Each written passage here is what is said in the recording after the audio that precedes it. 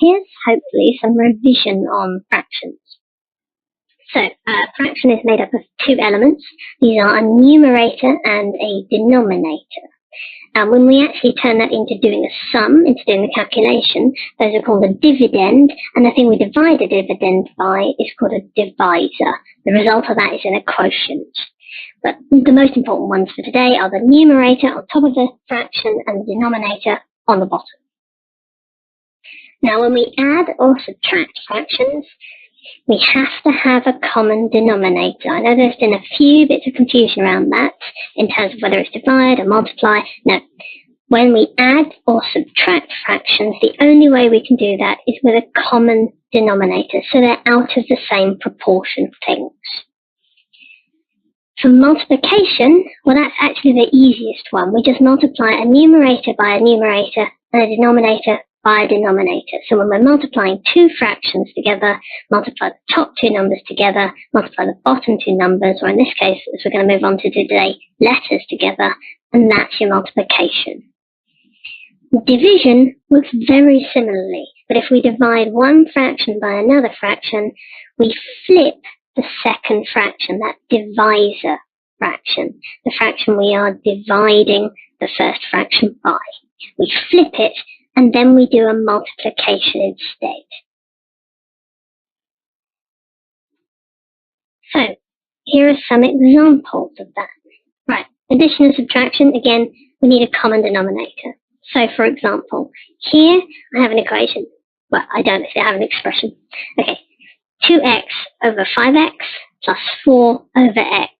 Now, I can't do anything with those until they have a common denominator, because the 2x is a description of out of 5x, and the 4x is a description out of x. So I'm going to get them to have a common denominator, and I'm going to do that by multiplying the fraction on the right by 5. I'm going to multiply top and bottom by 5. So that's going to give me 2x over 5x plus 5 times 4 over 5 times x. That gives me 2x over 5x plus 20 over 5x. And now I can add those two top pieces together and get 2x plus 20 all over 5x. Another example, x over xy plus x over y. Again, I can't do anything with these until I have a common denominator. So here, I've multiplied the fraction on the right, top and bottom, by x. Again, you have to multiply both the top and the bottom, both the numerator and the denominator, by the same thing. Otherwise, the proportions change and you've just changed the meaning of that fraction. It won't equal the same thing when you multiply it out. So I've multiplied the second fraction there, x over y, by x over x. Multiply top and bottom by x, and that's going to give me then x over x plus y plus x squared over xy equals x plus x squared all over xy. Now, multiplication. Again, in this case, what we do is we multiply the numerator by the numerator and the denominator by the denominator. This is actually the most easy, I think, operation with fractions. So, for example, here, if I want to multiply x over y by x over y, I just multiply the two together. X times x on the top gives me x squared, y times y on the bottom gives me y squared. So my final fraction is x squared over y squared. I want to multiply x over y by y over x. I can say actually that's the same as x times y over x times y. And of course, anything divided by itself is 1. So that's what I've got, equals 1. A slightly more complicated one now. X minus 1 over x minus 2 multiplied by x over y. I multiply the numerators together. I put x on the outside of that bracket. So I've got x, open bracket, x minus 1, close bracket, all over y on the outside of the brackets, x minus 2 on the inside of the bracket. And they're going to multiply both of those out. And that's going to give me x squared minus x on the top here, and at the bottom I multiply out this process to give me xy minus 2y. And then I'm really stuck. I can't do much else. I could, if I wanted to, split out this fraction and say it's x squared over xy minus 2y minus x over xy minus 2y, but it doesn't really help me do anything else at this point. But just to make the point that we can do that. We can split the numerator, keeping the denominator the same. It doesn't change the meaning of that information. And if you doubt that, put some numbers in there. Put numbers into x and y and see what happens. But one thing we can't do is ever split the denominator. So make sure you can realize that you can split that numerator up. So I've still got x squared minus x. And as long as I keep them over the same denominator, I don't change the meaning of that information. So a couple of examples of division. Again, we're going to use the same operation we use for multiplication, but first we have to flip the divisor fraction, the second fraction. So in this case, I've got x over y divided by y over x. I'm going to flip the second fraction, that's the fraction on the bottom there, the divisor, and that's going to give me x over y times x over y, which of course, just as we've just done, is going to equal x squared over y squared. Slightly more complicated one. X plus 1 over x plus 2 divided by x plus 1 over x plus 2. That second fraction, I'm going to flip it, and we're going to change the sum to a multiply. So this becomes x plus 1 over x plus 2 multiplied by x plus 2 over x plus 1. And that gives us this final result here. X plus 1, x plus 2 over x plus 2, x plus 1. Now I could at this point multiply out the brackets if I wanted to, but I've noticed something. Actually, we've got common things on top and bottom, and they cancel.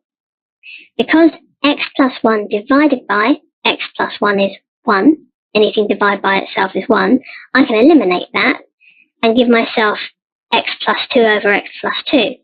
But that's still two common elements on top and bottom. X plus 2 divided by x plus 2 is 1, because anything divided by itself is 1. So always keep a watch out for those, because they can be really handy to eliminate unnecessary sums. There is something else I wanted to remind you of for the fractions that I haven't gone over yet, and that's this. As with the linear terms, when we've looked at applying a power to things inside brackets, we said that we have to apply a power to all of the elements inside the bracket. So if we had AB inside brackets squared on the outside of the brackets, that's the same as A squared, B squared. We have to square everything inside the bracket to get rid of the brackets. The same is true for fractions. Here I have an example.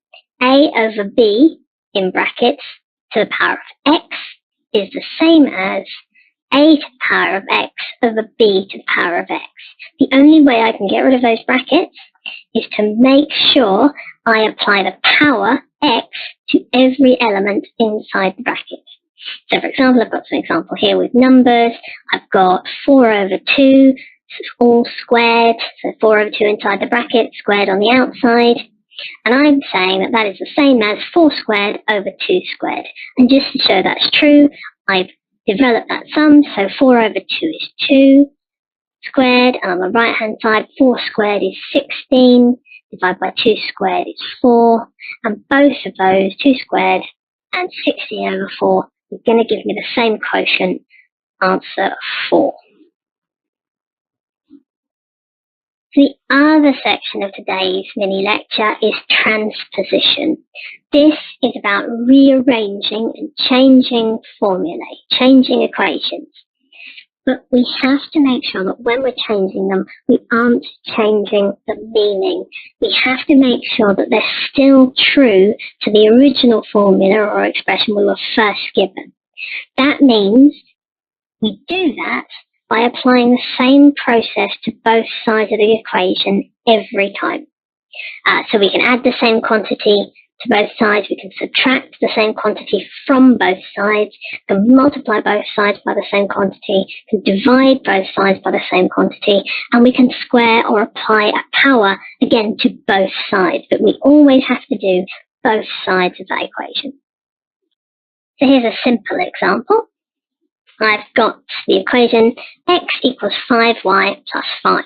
If I want to get y by itself, I want to do what's called solving for y. I want to solve for y and get y by itself. Firstly, I'm going to take 5 from both sides.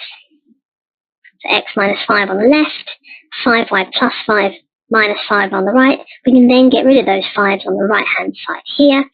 Plus 5 minus 5, and that gives us x minus 5 equals 5y. But to get the y as just the y by itself, I'm now going to have to divide both sides by 5. So x minus 5 over 5 is the same as 5y over 5. And that's going to give me y equals x over 5 minus 5 over 5, which means y equals x over 5 minus 1. If you just want to, with the fractions there, I'm just doing exactly the opposite of what we did slightly earlier, and I've just put some numbers here to show that that is true. So if you're not sure about that working, have a look at those numbers, because it shows that that split of that fraction where I've kept the denominator the same, but I've split up the numerators, works. And I've done that because I can see that 5 divided by 5 is going to be 1, and that's going to give me an easier piece of information to deal with. It's going to give me less information, which is part of this simplifying process. So here's a simple example of transposition, which you've probably already used, and that's why I'm using it. I know you're looking at mole calculations as part of your lab work, so I'm using this as an example here. I've got the equation n equals small m over big M, where n is the number of moles, m, little m, is the mass in grams, and m is the relative molecular mass. So I want to rearrange to enable calculation of mass. For example, or i.e., I want to solve for little m. So how do I do that? Well, I start with n equals m over big M.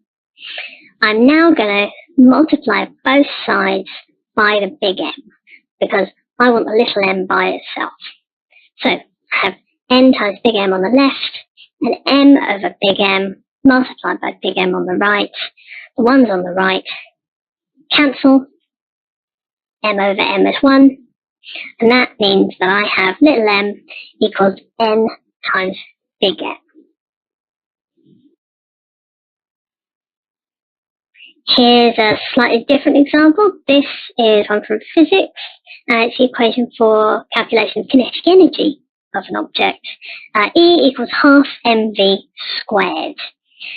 So where E is the kinetic energy in joules, m is mass in grams, and v is the velocity in meters per second. So now I'm going to ask myself to rearrange to enable calculation of velocity, i.e. we're going to solve for v, solve the equation for v. So again, I'm going to start with E equals half mv squared. This time I'm going to multiply both sides by 2 to get rid of that half, because half is a slightly awkward number to be mucking around with. Multiply both sides by 2, and so I'm going to get 2e on the left, and the half disappears on the right, because the half multiplied by 2 is 1. I'm then going to divide both sides by that little m, because I know I want the v to be as lonely as possible, so I can work with it and get v by itself in the end. So I get 2e over m on the left and mv squared over m on the right. Those m's cancel, and we end up with 2e over m equals v squared. Now, you'll notice this isn't v, it's v squared, and I want to solve for v. So I have to square root both sides. There's a couple ways I can write that. I can write it like this. So I can say the square root of 2e over m equals the square root of v squared. Squaring square rooting anything that's squared obviously just gives us that value, v. So, v equals the square root of 2e divided by m. I could also, of course, have written the square root as to the power of a half on the outside of brackets. So don't forget that that is also a way that we write square root.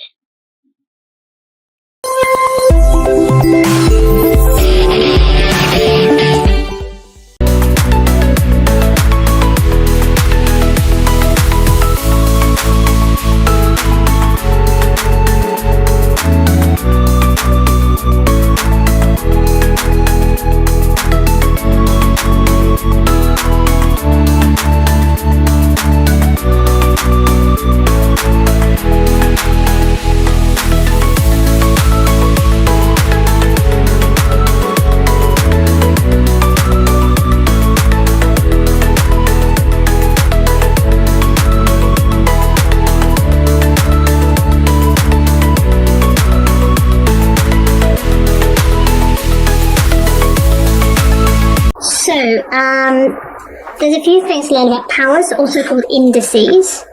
The first thing is that we write them like this. It's x to the n. X represents a number, n represents another number, and basically that notation means that it's the number x multiplied by itself n number of times. So for example here, you can see 3 to the power of 4 is 3 multiplied by itself 4 times. So 3 times 3 times 3 times 3, which is 81. There are a couple of other things you need to be aware of. Some little tricks we use. This is useful partly for numbers, but it's certainly very useful later on, and we'll look at it again when we look at algebra. We like to write a rule that is x to the power of m multiplied by x to the power of n is the same as x to the power of m plus n. Now again, we've got an example here, just to show that that's true. 3 squared, 3 to the power of 2, multiplied by 3 to the power of 3 is the same as saying 3 to the power of 5, so that's 3 times 3 times 3 times 3 times 3, which is 243. And you can check that out yourselves just to check it. The next rule I've got on here is to do with a minus n. So, x to the power of minus n is the same as saying 1 over x to the power of n. So again, the example we've given is 3 to the power of minus 4 is exactly the same as saying 1 divided by or over 3 to the power of 4, which equals 1 over 81, and that's 0.0123.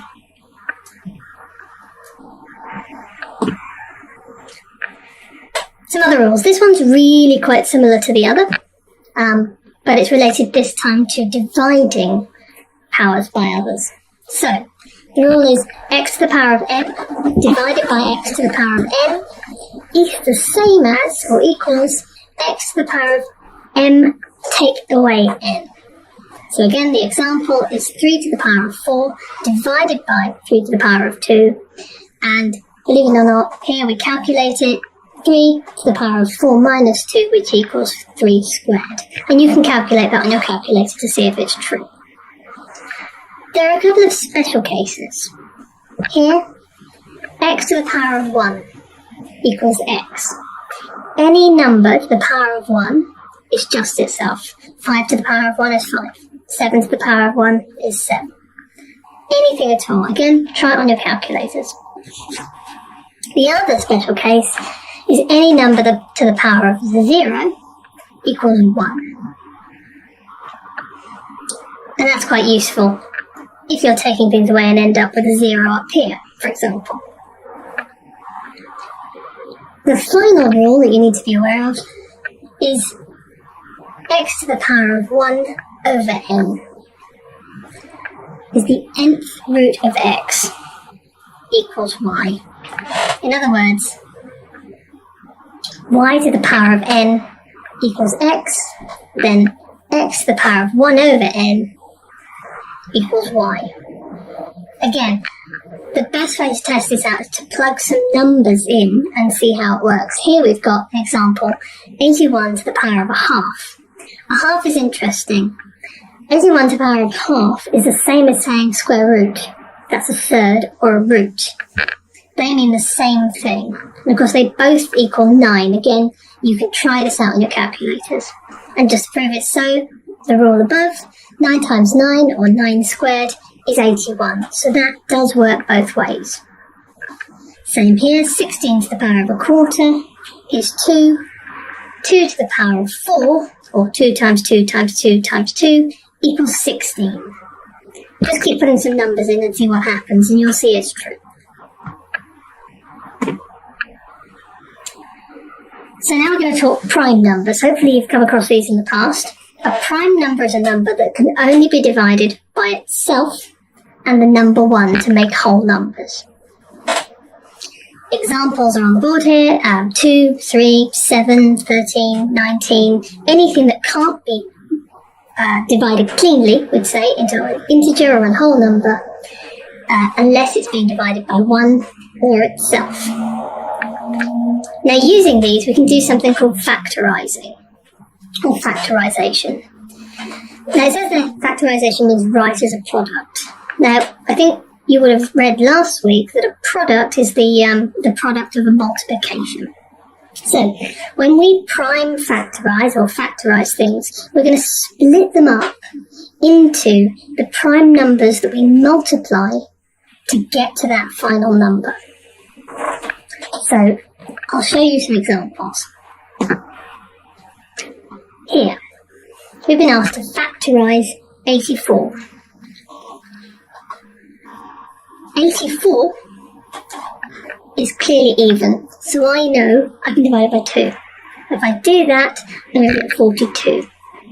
42 is also even, so I know I can divide it by 2 again, giving 21. 21, I know my 3 times tables, is divisible by 3, and that's 7, which is also a prime number. So to fully factorize, or prime factorize 84, what I get is 2 times 2 times 3 times 7, which we can also write as 2 squared times 3 times 7. And it really does help here to know your times tables.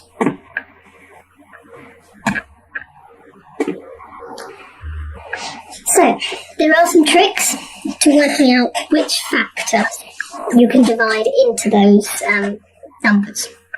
The first, as I said, is it even? If it's an even number, you can divide it by 2. That's an easy one. The second, if it ends in a 5 or a 0, you can divide it by 5. So 5 is definitely a factor. The third rule is, do all the individual digits in the number, when you add them up, make a number that's divisible by 3. If that's true, then the factor is 3. I can show you an example in a sec. And the last rule that I'm going to tell you about is one for 7. With 7, it's slightly complicated. You take the last digit of the number, you double it, and then you take it away from the rest of the number that's left without that final digit.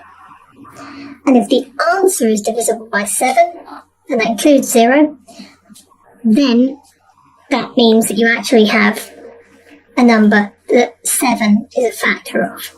I'll give you some examples. So here I've got the number 18,954. If I add each of those digits up, 1 plus 8 plus 9 plus 5 plus 4, I get 27. 27 is divisible by 3, it's in the 3 times tables. So that means 3 is definitely a factor, and I can divide that by 3. I've also gone here with 259. Now this is the rule of the 7s.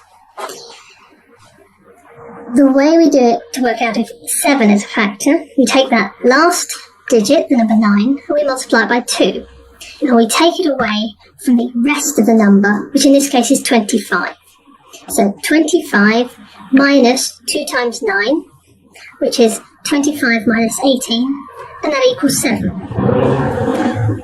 7 is of course divisible by 7, so that tells us that 7 is a factor of 259. But what about when we get higher than that? What about, we can work out things like 9 or 7. Sorry, not 9. 9 is not a prime number. We can work out 3 or 7 or 2. That's quite easy, because those times tables are quite easy. But once we get to larger numbers, well, we have to look quite differently to see if we can work out if there are larger prime factors. Here I've done a table for you where I've got the product of each of the numbers in the top row and the side column. So, for example, here 121 is 11 times 11. Down here, 437 is 23 times 19. And you can use that then to look at the numbers you're left with if you can't see an obvious factor. Of course, in that scenario, you can also use a calculator as well to try and work out what the factors might be.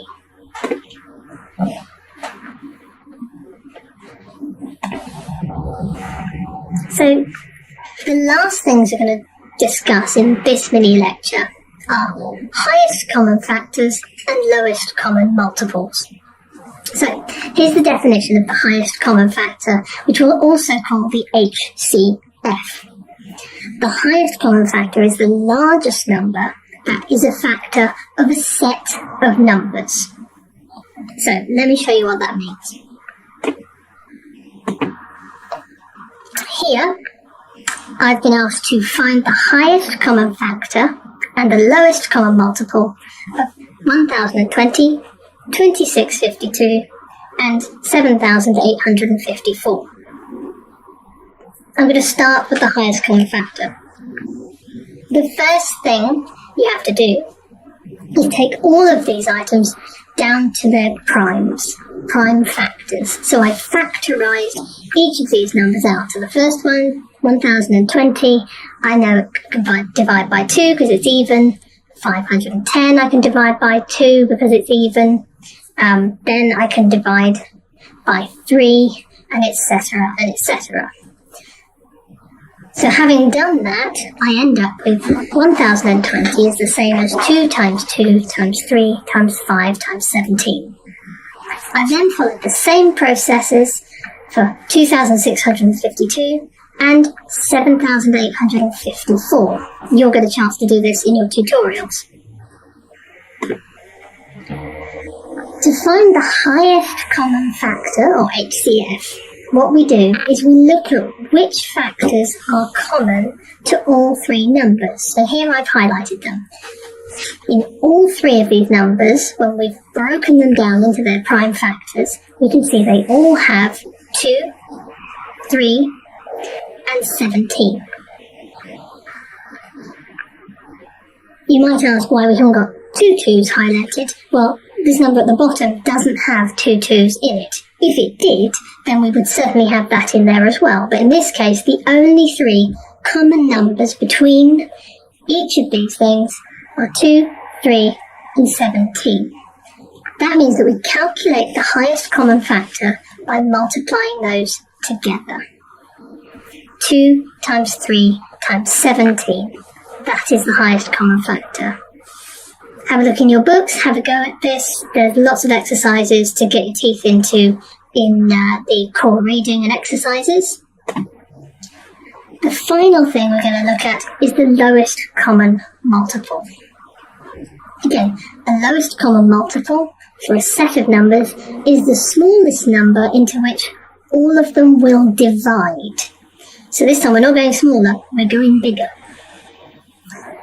So to find the lowest common multiple, we have to again factorize each set. We have to take the highest number of each number of factors, and then we work it out using that, and I'll show you here. Here's a nice simple example at the bottom.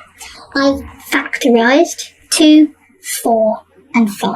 Obviously 2 is already a prime number, 5 is already a prime number, 4 isn't. 4, when you prime factorize it, is 2 times 2. So the factors here are 2 and 5. It doesn't matter on the number at the moment. Factors are 2 and 5. But now we have to count. we have to look at what's the highest number of 2's that are multiplied in any single sum there. And if I look, well, that would be 2 2's. 2 2's is the highest number of 2's we multiply at any moment in that factorisation. In terms of 5's, well, actually, the highest number is 1 because it's only in 5.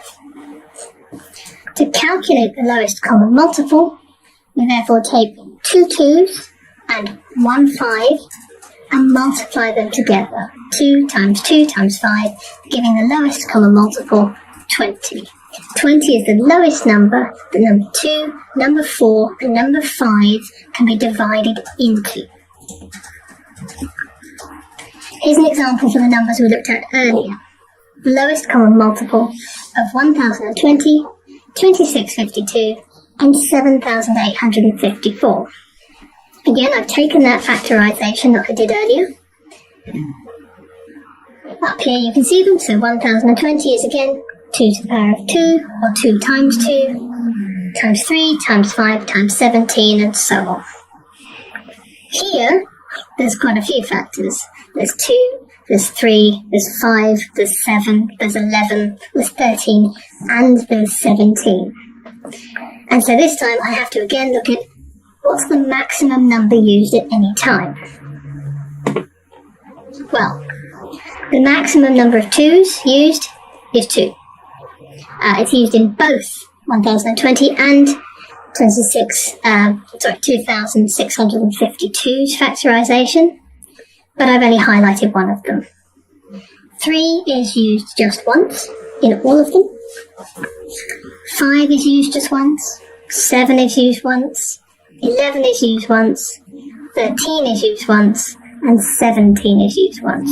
Now obviously it's in all three things, but the highest number that are used in any of those sums is 1 for everything but 2.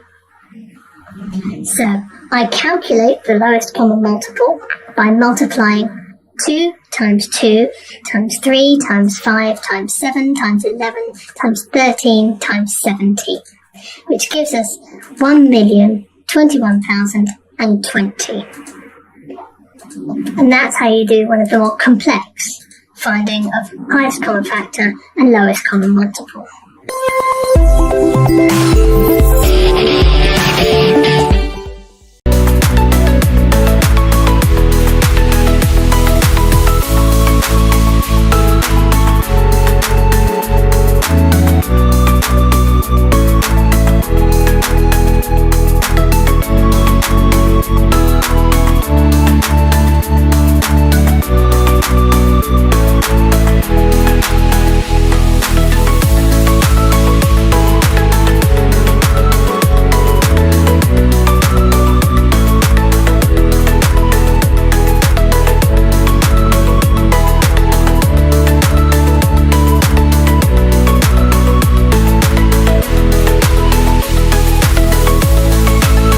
So first I need you to be familiar with a couple of terms that we're going to be using, and I'm going to be using these all the way through this lecture, so make sure you understand them now. If you need to pause it, if you need to remember them, make sure you do.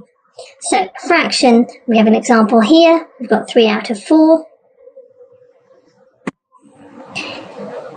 Just here. This is an example of a fraction. It has 2 parts, a number at the top and a number at the bottom usually, although there are other kinds of fractions which we'll go through later. But generally, it will have a numerator, which is the number at the top, and a denominator, which is the number at the bottom. Make sure you're familiar with those terms. So, for example, in our fraction, in our 3 over 4, or 3 quarters, or 3 out of 4, we have 3 is the numerator, and 4 is the denominator. Now this is, interestingly, it's also the same as saying 3 divided by 4. So obviously we can calculate this out. And if we actually do that calculation, then we change the terms. The terms would be the dividend, in this case 3 would be the dividend, and 4 would be the divisor. The result of that calculation would be this. 0.75, and that's what we call the quotient. The result of the calculation from a fraction is the quotient.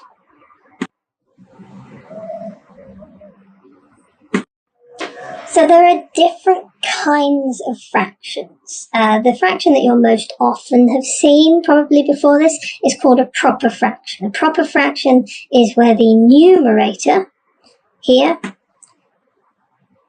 number 5 in this case, the numerator is less than the denominator, or the 6. So where the numerator is smaller than the denominator, that's what we call a proper fraction. An improper fraction is where the numerator is bigger or greater than the denominator, such as this one, 6 over 5. 6, the numerator much bigger, well, not much bigger, a bit bigger than the denominator, and that makes this an improper fraction. Now, we can turn an improper fraction into a mixed fraction. And I've got an example here. So here I have 6 over 5, or 6/5, and I know that 6/5 is the same as saying 5/5 plus 1/5. The same as saying 5 out of 5 plus 1 out of 5. And that can be turned into 1 and 1/5, because of course 5 divided by 5 is 1.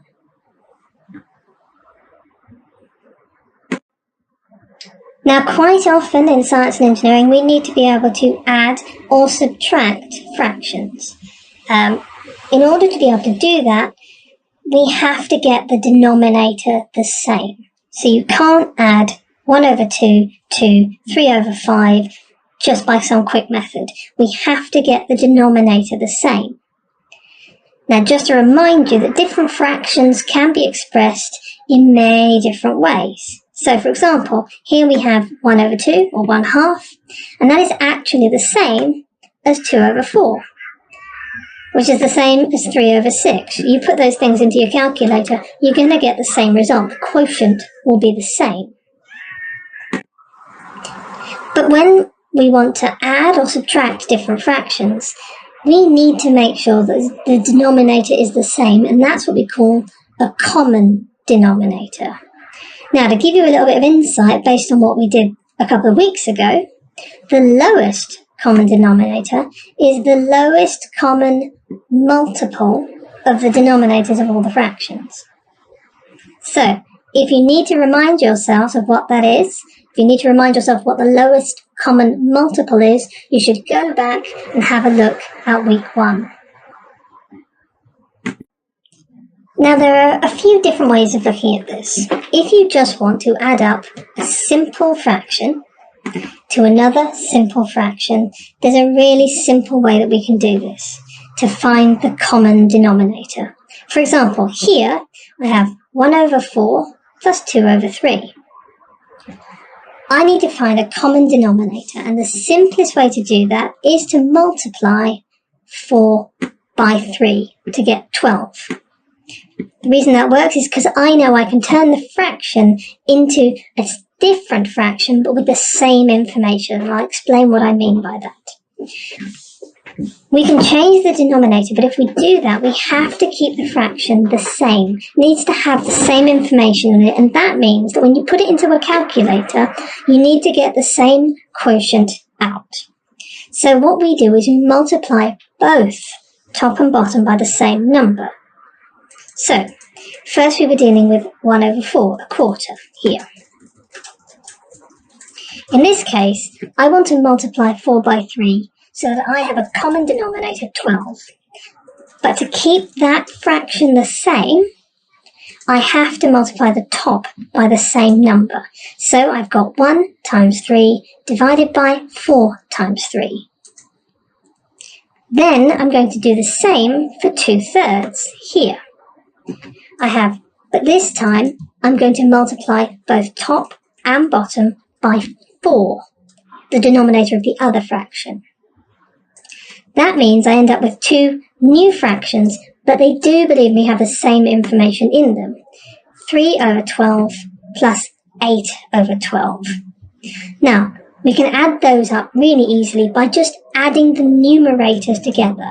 3 plus 8 is 11, so 3 over 12, or 3/12, plus 8/12 equals 11/12. But what about if we have lots of fractions that we have to add or subtract together? Well, in this case, we can use what we learned about the lowest common multiple. Again, if you can't remember what that is, please go back to week 1 and have a look at it. In this case, we have a sum, which is 1 over 2 plus 2 over 5 minus 3 over 8. Well, how do we even start to approach this? We could do it the way I've just shown you. We could just deal with the first 2 fractions, change to the same denominator, in that case would be 10 using that method. And then once we had a new fraction for those first 2, then we could do it for the second fraction. But there is a quicker way, and that is to use the lowest common multiple. Just to remind you, to get the lowest common multiple, we have to get down to the factors of those individual numbers and then multiply them together to find our lowest common multiple. Now in this case, if we factorise 2, it's just 2, it's a prime number. And the same for 5. 8 is actually the only one we can prime factorise. And if we do that, we actually discover that we can divide it by 2, which would be 2 times 4, which of course is 2 times 2. So, factorised, apologies for that, it's difficult to write on this, is 2 times 2 times 2. So our lowest common multiple is going to involve the factors 2 and 5. And if you calculate that out, it's going to be 2 times 2 times 2 times 5, which is 40. So, I've determined that the lowest common multiple of these 3 denominators is 40. Well, now I have to convert those fractions. So how do I do that? Well, I do exactly the same thing. I have to look at how I keep that fraction the same. So if I'm converting 2 at the bottom here as the denominator of 1/2 to 40, how do I do that? Well, I've multiplied 2 by 20 times. So I have to do the same to the top of the fraction here. So 1 over 2 becomes 20 over 40. 5, the denominator of the second fraction, goes into 40 8 times. So I have to multiply the top of that fraction by 8 as well, and that gives us 16 over 40. For the third fraction, again, 8 goes into 40 5 times, so I have to multiply both top and bottom by 5, giving 15 over 40. Now you can see here that I can write it in this fraction either with separate fractions over the same denominator but separated out, or then on the next line I can actually combine these and have 20 plus 16 minus 15 all over 40. Again, if you want to check that with your calculator, you can, but that means the same thing. And again, it's reducing the amount of information we have to do. And if we want to calculate it out, it's reducing the amount of processes we have to follow. So, if I do 20 plus 16 minus 15, that's 20 plus 1, and that gives an answer of 21 over 40. Thankfully, multiplication of fractions is a lot easier. I do admit that adding and subtracting fractions together is a bit clunky. You need to practice that. Multiplication is actually a much simpler process. All we do to multiply fractions together is we multiply all of the numerators together up here, and we multiply all of the denominators together down here. So in this case, we have 1/2 multiplied by 2/5 multiplied by 3/8. At the top, we have 1, 2, and 3. We multiply all of those together, 1 times 2 times 3, which gives us 6. Then we do the same for the denominators to give us our new denominator. 2 times 5 times 8 at the bottom here, which gives us 80. That gives us a fraction 6/80. Now, you may well have noticed that that fraction can be what we call simplified. Simplifying means removing as much information as possible without changing the meaning. It means making things simpler. So here we want to reduce the numbers to the lowest possible value we can. It's a little bit like when we looked at factorising, but here, as long as we divide both top and bottom of the fraction by the numerator, both the top and the bottom of the fraction, the numerator and the denominator by the same thing, we can forget the information because the result or the quotient of that would still be the same. So here you can see we have 6/80, which has been simplified by dividing both top and bottom by 2 to 3/40. It's good practice to always take a fraction down to the lowest numbers we can. So if you can factorise those numbers and reduce it down, you should. And just to show you why that works, we can actually write 3 as a fraction. We could call it 3 divided by 1.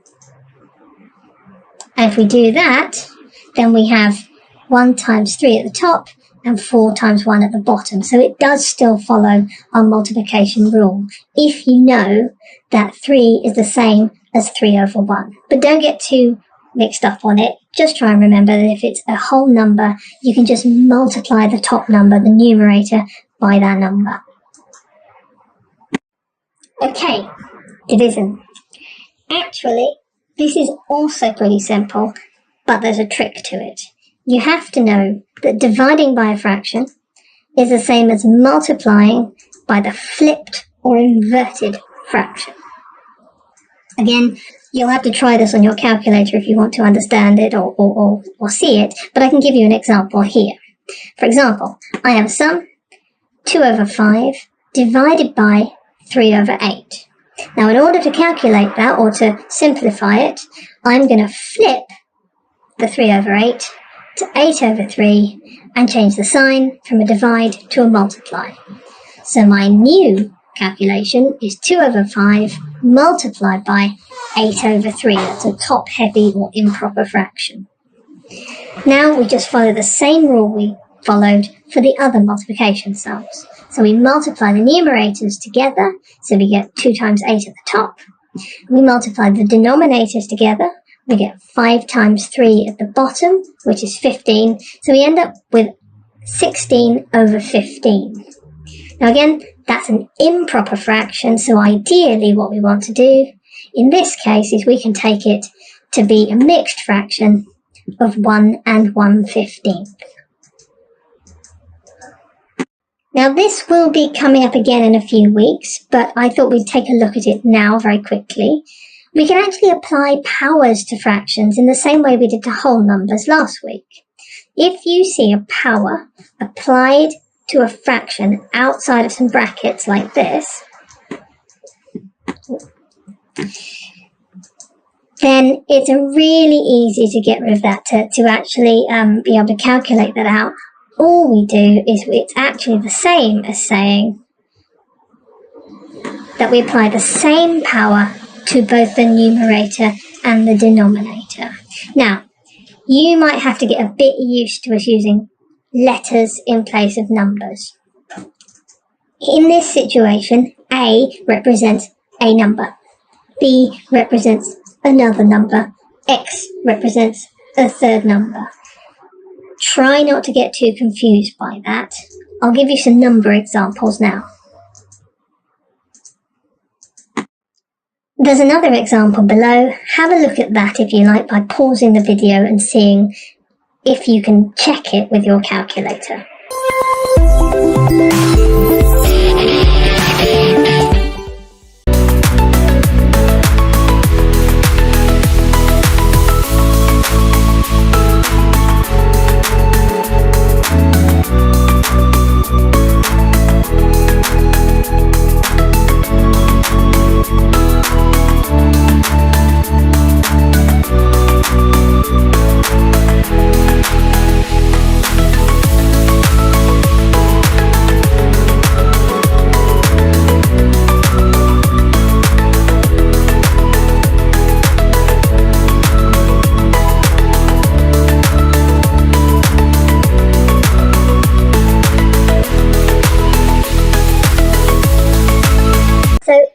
top we have the number 123. Now we can write 123 like this. 1 times 100 plus 2 times 10 plus 3 times 1. Now, it's written in brackets to make it clearer, but obviously after the last couple of weeks, you know those don't need to be there. But if we multiply that out, we get 100 plus 20 plus 3, which is going to equal 123. So the pattern there is that this number here, number 1, we were multiplying by 100, and then the number 2, we were multiplying by tens, and as we moved to the right, we were multiplying the 3 by 1. But if we keep going to the right, beyond the decimal point, that pattern continues. There's actually a decimal point here, next to 123, but we don't write it because in this case there's no useful information beyond it. But if there were, the same pattern would continue. So for example, here I have 0.4, and I can write that as 4 times 1 over 10. Obviously, if I were then to continue that, I could write that as a fraction, which would be 4 over 10.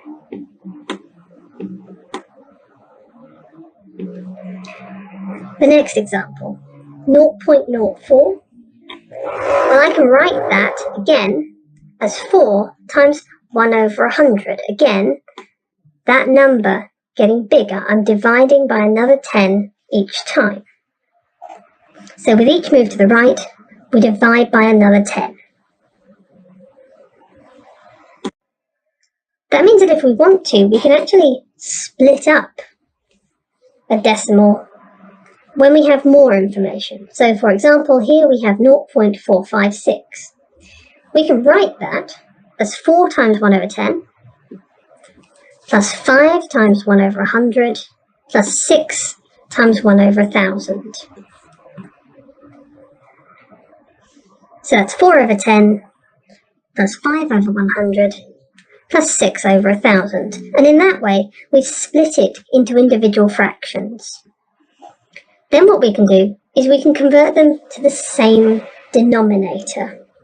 We did this last week. So in this case, remembering that we have to do the same thing to the top and the bottom of the fraction so that the information remains the same. In this case, to get from 10 to 1,000, we have to multiply by 100. So that's what happens to 4 as well. It becomes 400 over 1,000. 5 over 100, well, that has to be multiplied by 10, top and bottom, to become over 1,000. So it becomes 50 over 1,000. And then 6 out of 1,000 is already out of 1,000. So then we can add those up simply, and we get 456 divided by 1,000. Then, just like last week, we can simplify. Now, you may find that you can go straight from here down to here. And that's okay. Here, if we look at the top number, the 0.456, we can see we are 3 decimal places beyond the decimal point. So you may just be aware that that is 456 divided by 1,000. So that might be the easiest way to convert that into a fraction. But then you still need to simplify like this. Here's some other examples like that. So here I have 0.104.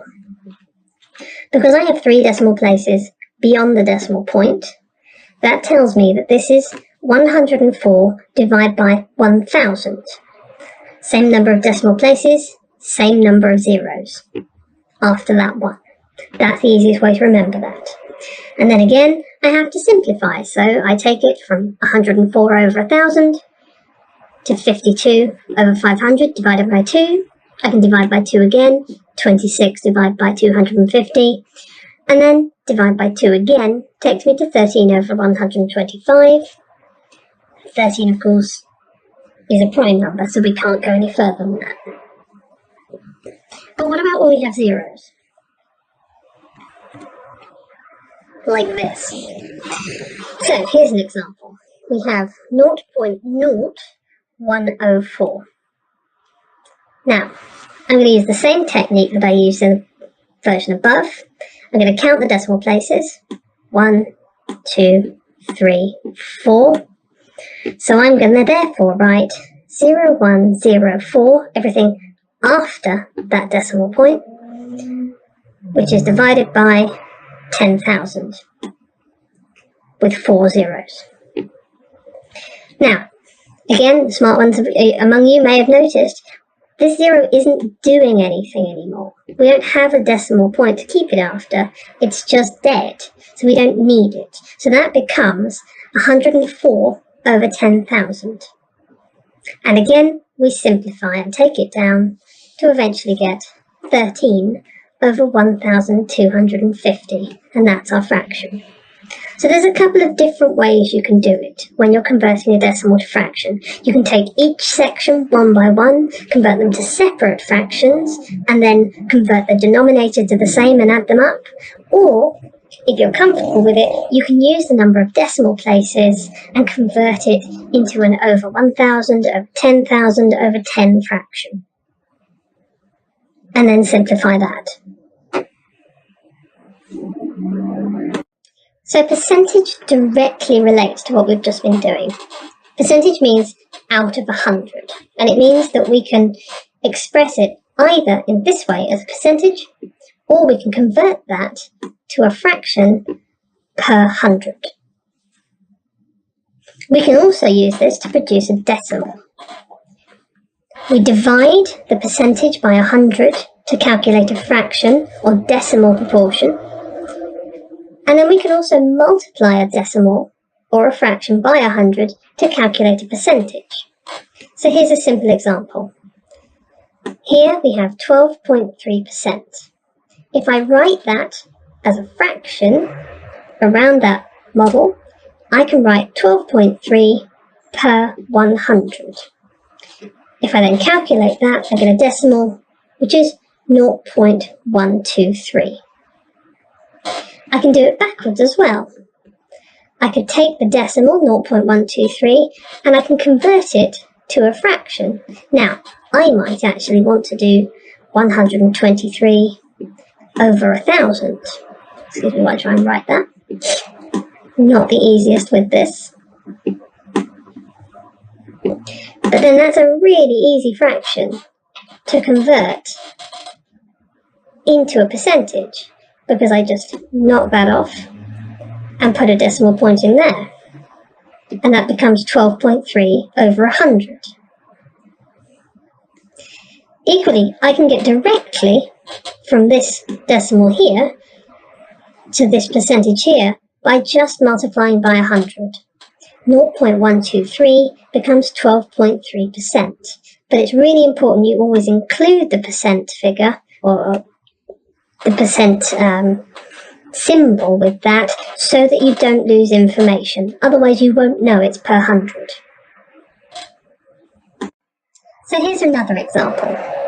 If I want to calculate 12.5% of 800, there's actually a few different routes that I can use to work it out now. First, I know that 12.5% is the same as 12.5 over 100, and all multiplied by that 800 again. So what do? Well, I could just calculate it with long division, or with my calculator, I can just do that sum and work out that 12.5 divided by 100 is 0.125, multiplied by 800. Then I could calculate that again. But I could also do this. I could say, well, okay, if it's 12.5 divided by 100 times 800, I know that I can just multiply by that number above the 100. So 12.5 times 800 all over 100. Then what I've done here is I've realised, well, hang on, 800 is 8 times 100. So actually, I can just get rid of that 0, and that 0, and that 0, and that 0. And that becomes 12.5 times 8 over 1, or 12.5 times 8. But I could also do it another way. The 12.5, the decimal might confuse me a bit, so I could, if I wanted, convert it into a fraction that made more sense. I could instead have 125 over 1,000, converted from that 12.5 over 100. It would still then need to be multiplied by 800. But again, I could cross off some of those zeros. I've now got 125 divided by 10 times 8. Again, I can move that 8 up above the 10, just like we looked at with fractions last week.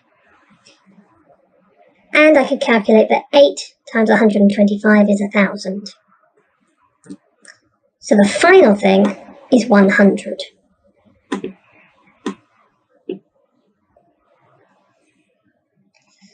So there are multiple ways I can get to that final answer, and all of them are fine because they're mathematically correct. As long as whenever I'm doing a fraction, I am working with the same, I'm doing the same to the top and the bottom of the fraction, except where I'm multiplying by a whole number, like this. Then everything's fine and it will all work, and it should go to the same place. But this section here, 12.5 over 100 multiplied by 800, should be your starting point to work out a percentage of that value. So again, just to get you used to the idea, here I've got 0.1. I can also write that as 1 over 10. I can write it as 10 over 100 because I multiply both top and bottom of 1 over 10 by 10 to give me 10 over 100. And now I know that 10 over 100, or 10 per 100, is the same as 10%. Equally, I could just have multiplied that number by 100 to get to the percentage.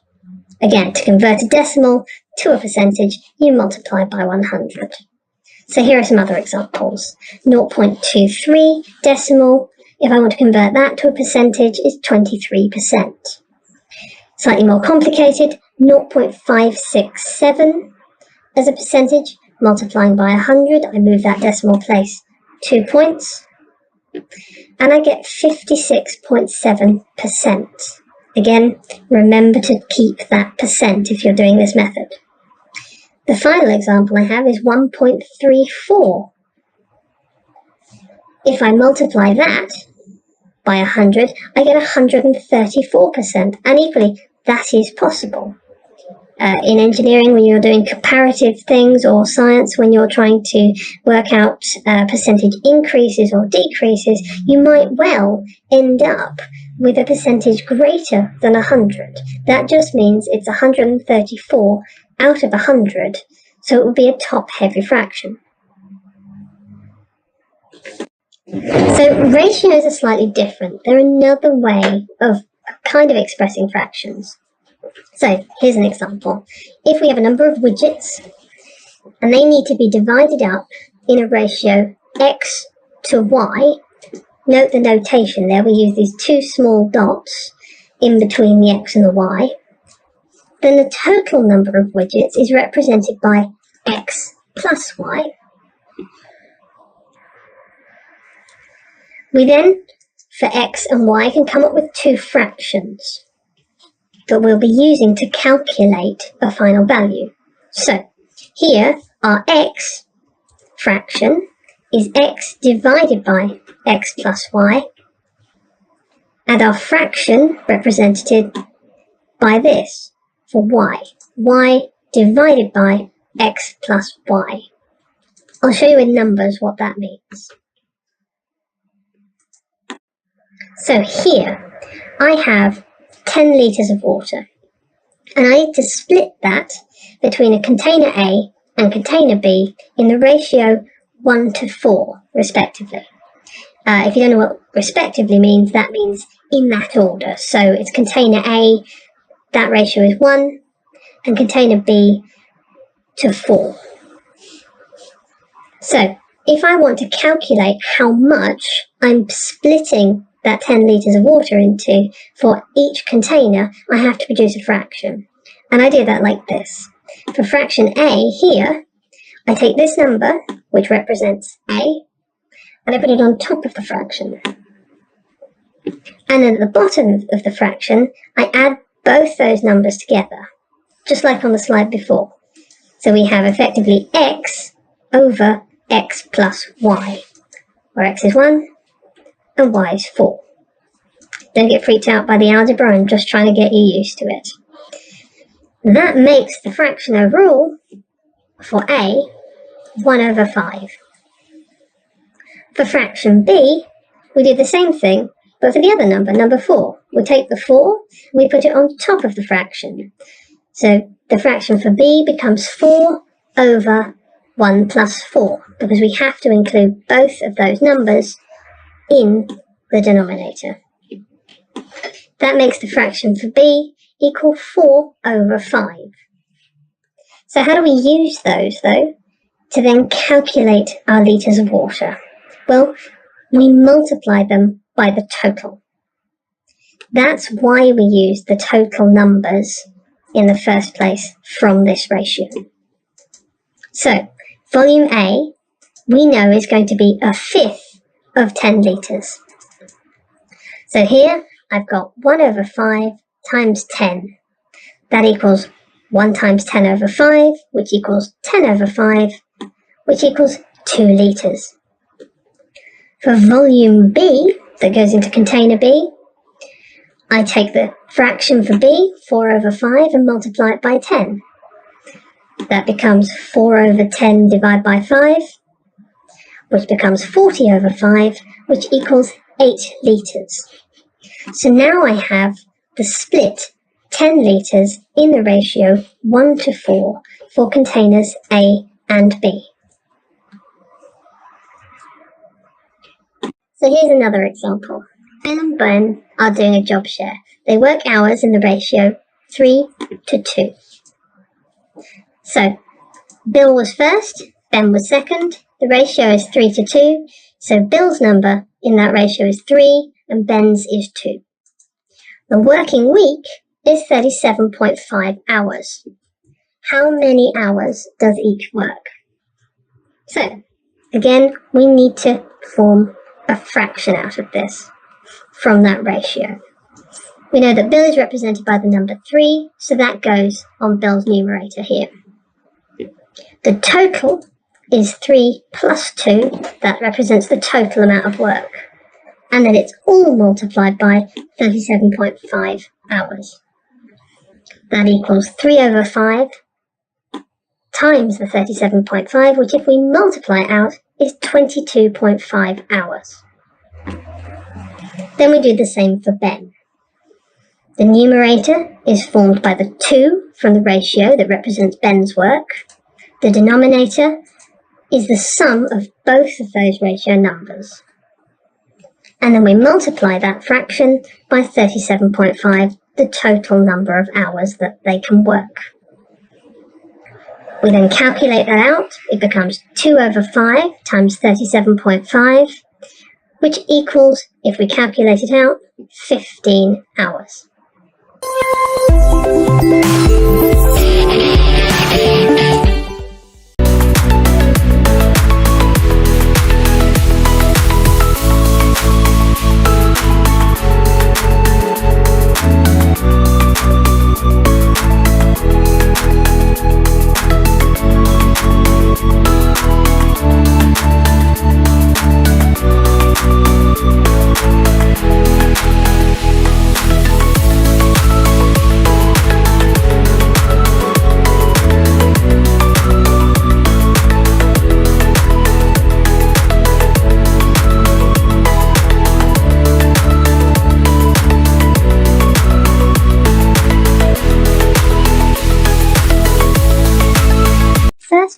be solving linear equations. Now, these are equations that contain a mixture of numbers and an unknown to the power of 1. So there's no squared or cubed in here. We're just doing a standard linear equation with one unknown and some numbers. Now, the way we approach this is to group all the terms containing the unknown, for example, x on one side of the equation. We group all the terms containing the numbers on the other side of the equation, and then simplify both sides to solve the equation. Here's a simple example. We have 2 open brackets, 5x minus 4 close brackets equals 3 open brackets, 6 minus x close brackets. The first thing we need to do is just follow the standard BIDMAS process or BODMAS process. We deal with the brackets and multiply those out. And that gives us 10x minus 8 equals 18 minus 3x, multiplying everything on the left inside the bracket by 2, multiplying everything on the right inside the bracket by 3. So next I'm going to add 3x to both sides. So 10x plus 3x minus 8 now on the left equals 18, because minus 3x plus 3x, those two cancel out, and leaves us with just 18 on the right hand side. Next I'm going to do the same with the numbers. I'm going to add 8 to both sides. So 10x plus 3x equals 18 plus 8. So that gets rid of my minus 8 on the left-hand side because we've added 8 to that, leaving 0 in terms of numbers, and we're adding 8 to the right-hand side. Then we simplify. So 10x plus 3x is 13x, and 18 plus 8 is 26. Now we divide both sides by 13. So that means that x equals 26 divided by 13, which equals 2. One more example. 3 open brackets x plus 12 close brackets equals minus 5 in brackets multiplied by 4 plus x. Again, we're going to multiply those out. So 3x plus 12 with the x plus 12 in brackets becomes 3x plus 36 equals minus 5 times the 4 is minus 20, minus 5 times the x is minus 5x, giving us 3x plus 36 equals minus 20 minus 5x. This time I'm going to add 5x to both sides. That becomes 3x plus 5x plus 36 equals minus 20, and that minus 5x has gone because we've added on 5x. Now we're going to subtract 36 from both sides because I want all the numbers on the other side of the equation, the opposite side of the equation, to be x's.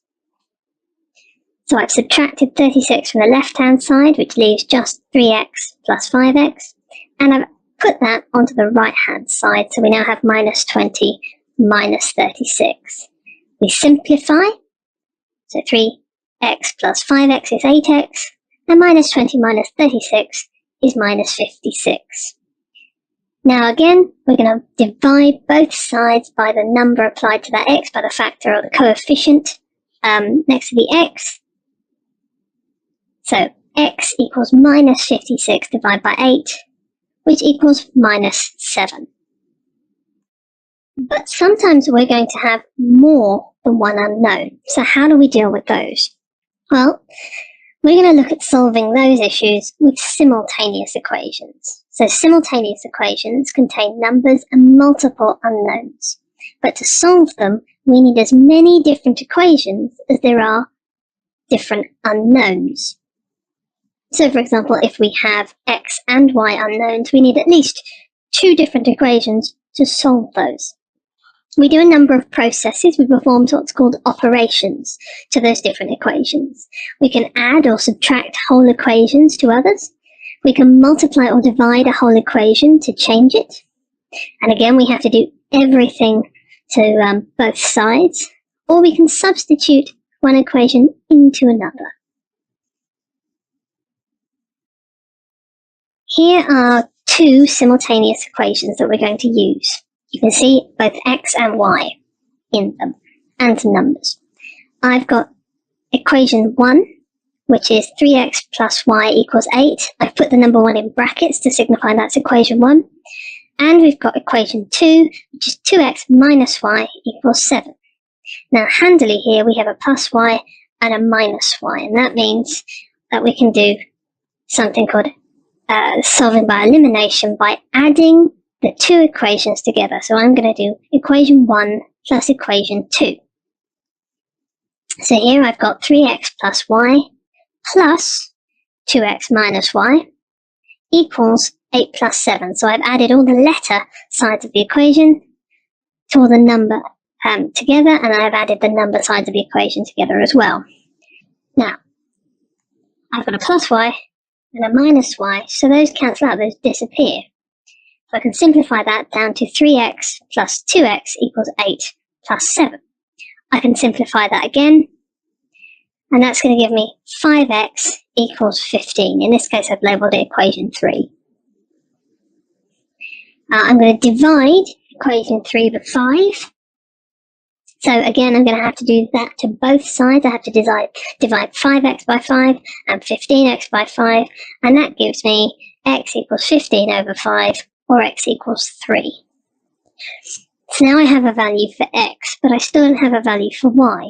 So I need to go back and I need to substitute x into the first equation. To be honest, it doesn't matter which you use. I'm going to use equation 1 this time because y is positive there, otherwise I'd have to do some strange rearranging. So here I'm going to put 3 back into x. So now rather than having 3x plus y equals 8, I've got 3 times 3 plus y equals 8. Take that down. 9 plus y equals 8. So I subtract 9 from both sides, giving me y equals 8 minus 9, which equals minus 1. And that gives me the value for y. So now I can say at the end of my my solving that x equals 3 and my y equals minus 1. And it is always nice to put that at the end so that anyone who's marking it can see it, and so that when you need to use that information, you know where that information is and it's nice and clear. Here are 2 more simultaneous equations. Again, we've got x's and y's on the left, and we've got numbers on the right. Equation 1 is 2x plus 5y equals 9. And equation 2 is 6x plus 7y equals 21. Now this time, we don't have the same number of x's or y's, because we can't do any kind of additional subtraction on that. Not yet, at any rate. What I'm going to do is I'm going to multiply equation 1 by 3. I'm going to multiply everything in 2x plus 5y equals 9 by 3. That's going to give me 6x plus 15y equals 27. And I've labelled that equation 3. Now, I do have the same number of x's that I can use. So in equation 2, I've got 6 x's, and equation 3, I've got 6 x's. So now, I'm going to take away equation 2 from equation 3. So I've got 6x plus 15y all in brackets minus 6x plus 7y equals 27 minus 21. Again, with this, always be careful of those negative signs. So when I multiply that out, I've got 6x plus 15y minus 6x minus 7y equals 27 minus 21. The 6x minus the 6x disappears. 15y minus 7y is 8y. And 27 minus 21 is going to give me 6. So I've got 8y equals 6. So y equals 6 over 8, or 3 over 4, which is also 0.75. I don't mind if you're going to use the fraction, or if you're going to use the decimal. If you're going to go on and use it in algebra, sometimes it's easier to use the fraction, but either one will work. Again, now we need to go back and we need to substitute in our value for y into the first equation. So if 2x plus 5y equals 9, 2x plus 5 times 3 over 4 is 9. I've done it in fraction form, so 2x plus 15 over 4 is 9. I'm going to take 15 over 4 from both sides. I've developed the fraction here, so I've turned 9 into 36 over 4 minus 15 over 4. And that equals 21 over 4. But that is still only 2x. 2x equals 21 over 4. I have to divide both sides by 2 to get the value of x. So x equals 21 divided by 2 times 4, which is 21 over 8, or 2.625.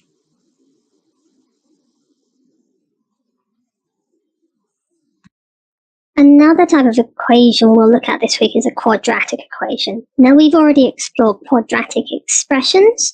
Those are expressions in the form ax squared plus bx plus c. If we add an equals 0 onto that, so the form is ax squared plus bx plus c equals 0, that is a quadratic equation. Now, you might hear people, including me, sometimes mixing up the terms expression and equation. I'm sorry if that happens, but if it has an equal sign and there's something on the other side, that's an equation.